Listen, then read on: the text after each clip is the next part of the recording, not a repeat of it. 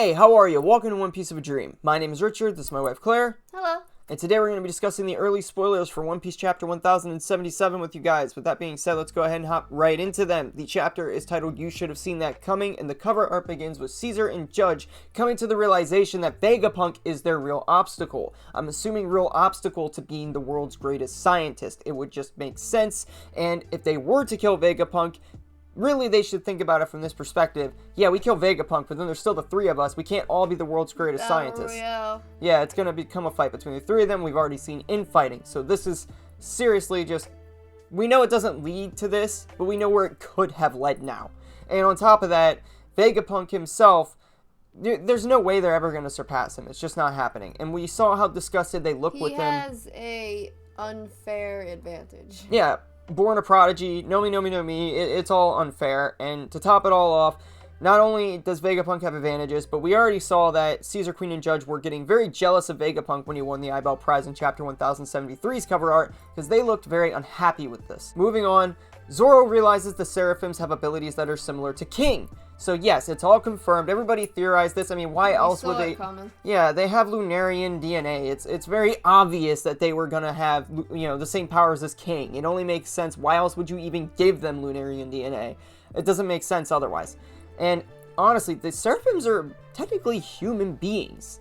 Or at least aliens with human being genetics. Technically, they're alien-human hybrids, which is like a big conspiracy among real-life UFO conspiracy theorists, but... Hey, actually, yeah.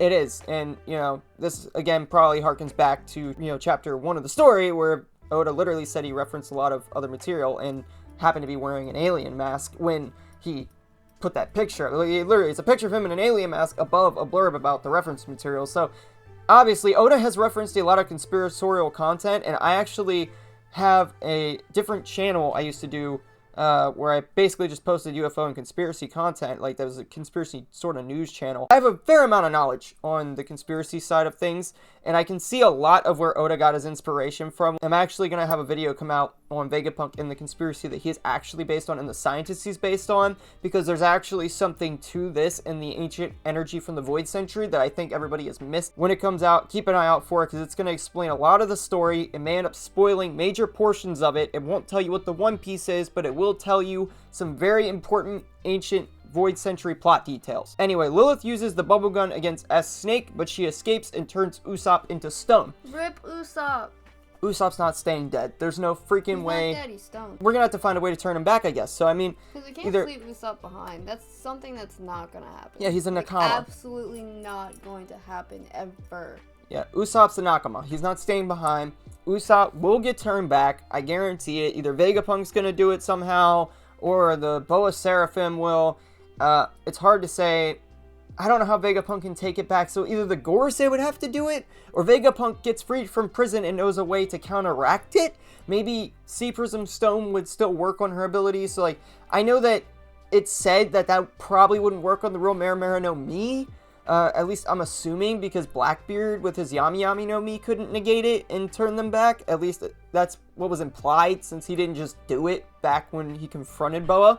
But I can't imagine that Sea Prism Stone wouldn't work, but then Usopp would have to wear a Sea Prism Stone ring for the rest of his life, and he can never take it off, or bracelet or something, unless somehow we do get Usopp turned back, or maybe the Boa Seraphim just gets some kind of control over herself, and then they convince the Boa Seraphim just to turn her back, or turn Usopp back. It's kind of hard to say where this is gonna go. We'll just have to see what happens, I suppose. It's definitely an interesting and unexpected story development, though, and I'm sorry for you Usopp fans. This, I promise, is probably not going to be permanent. Probably.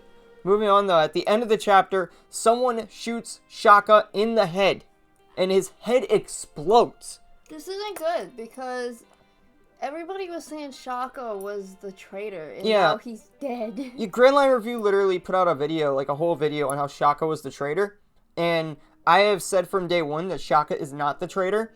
I don't think he is. I think it's Edison, and I have my reasons for that. Again, those reasons will be posted in the other video I plan to post later. I know originally people were saying Lilith also could be a traitor. It's very apparent here that Lilith is not the traitor. Lilith couldn't stop the Seraphims from attacking. None of them can. I thought for like a second that maybe Shaka could have been the traitor, but ultimately I just couldn't see it.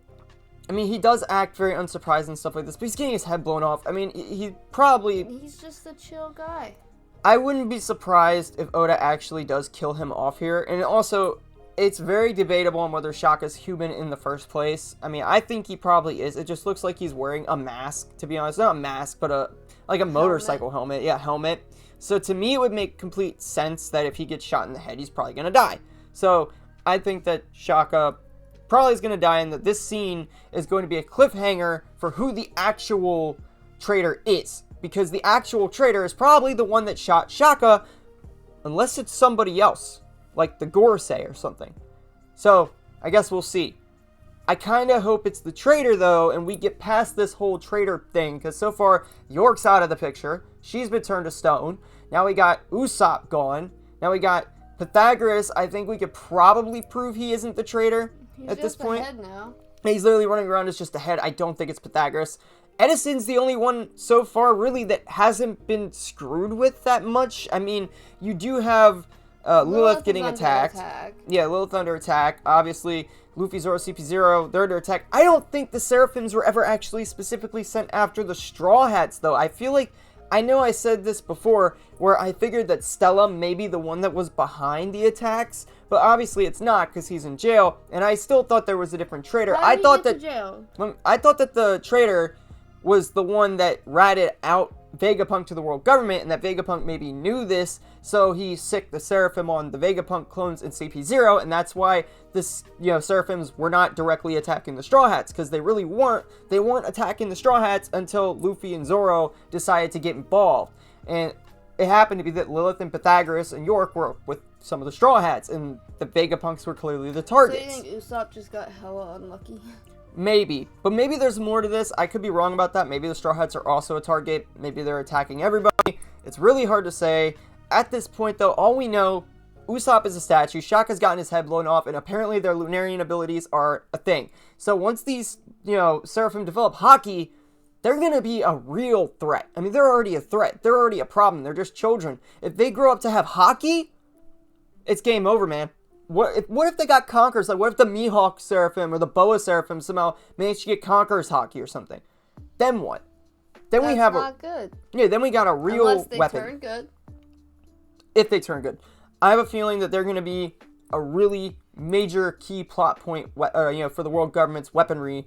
I think that they're going to be using this in some future version of the Paramount War. I think there's going to be some sort of a I don't know what the right word for this would be, just a repeat, I guess, of the original Marineford, but on a much larger scale. I think we are going to see, I mean, Oda did say to expect a battle royale that would make Marineford look like a joke, so I guess we can assume that the Seraphim are going to be a key part of this. They're going to be replacing the Warlords, how they were in Marineford set up, since they're no longer a thing. The Seraphims are obviously the replacements, but are we going to actually see Imu and the Gorosei?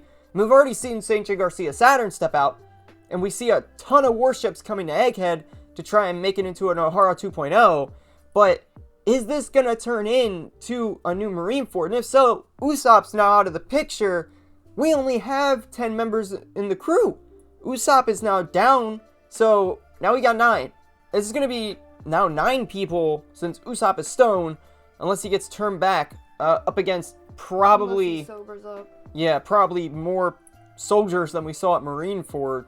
I mean, this is going to be a seriously hard battle, and it's just going to be an escape. And yeah, Luffy's an emperor now, but unless the Grand Fleet and all of the other allies he could have possibly somehow show up at Egghead all of a sudden, it's going to be crazy. Also, I saw some other things with hints, nothing confirmed in these spoilers about this, but I'm sure we're going to probably see more of Kuma climbing.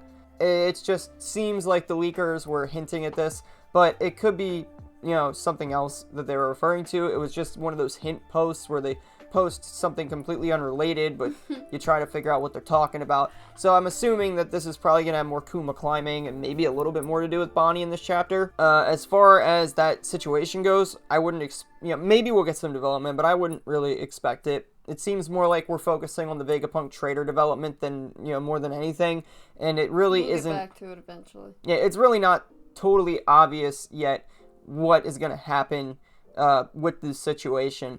I think I know who the traitor is, and I don't think the traitor will be killed. I do think the traitor is ultimately selling out Vegapunk in his Void Century research for probably research funds and the chance to live and become the actual Vegapunk. Like, think about it. This is the my clone wants to be me sort of trope from sci-fi. Like, oh, they made a clone of me, but that clone doesn't like that there's another me. I don't really like that I have a clone, but the clone really doesn't like me because I'm the original. The clone wants to be the real me, but I'm the real me, and I'm in the clone's way. Yeah, I'm in the clone's way because the clone literally just wants to be its own person. And it can't be its own person if I exist. So that might be what's going on here. That's how the government found out, because one of these clones is off of the hit list and feeding the world government information. We could pretty much surmise all this at this point. But I don't know. Let me know what you guys think down in the comments about where we're going with this potential all-out... I don't even want to call it a war, because, yeah, Luffy's strong, but... And yeah, we're probably going to see Gorosei, Gorosei versus Luffy, or Kizaru versus Luffy at least, or something. I kind of think it's going to be Zoro and Sanji versus Kizaru, and the Gorosei is going to fight Luffy, because why else would the freaking Gorosei even show up if Luffy isn't going to fight him? Maybe with Vegapunk's help in some way. But honestly, I think we could probably expect this to go in the direction of some sort of fights and then some sort of escape. I don't think this is going to be an actual war, but maybe it will be. Maybe there's going to be a lot more to this than we think, and Oda really is setting up another Paramount War right now. He's calling it Ohara 2.0 basically, but I don't know. It depends on if Vegapunk is going to die or not. And I have my theory that Vegapunk may die, but I don't know if he's going to die here. It's really kind of based on who he's based on. I'm trying to decide off of that, because he's actually based on completely different scientists, you think. He's not based on Albert Einstein. I will tell you, he's based on Nikola Tesla, and I'll prove that theory when the video comes out, but he is actually based on Tesla, and Tesla died. It is. But when Tesla died, the U.S. government was sitting outside his hotel room waiting to take all of his stuff. And to be honest with you, this is very similar, so we could say this is more of a forced situation, and honestly, Nikola Tesla and Thomas Edison were fierce competitors, so it makes even more sense. Nikola Tesla's main issue during his whole lifetime was funding. I'm going to get way more into this because there's way more than you could imagine.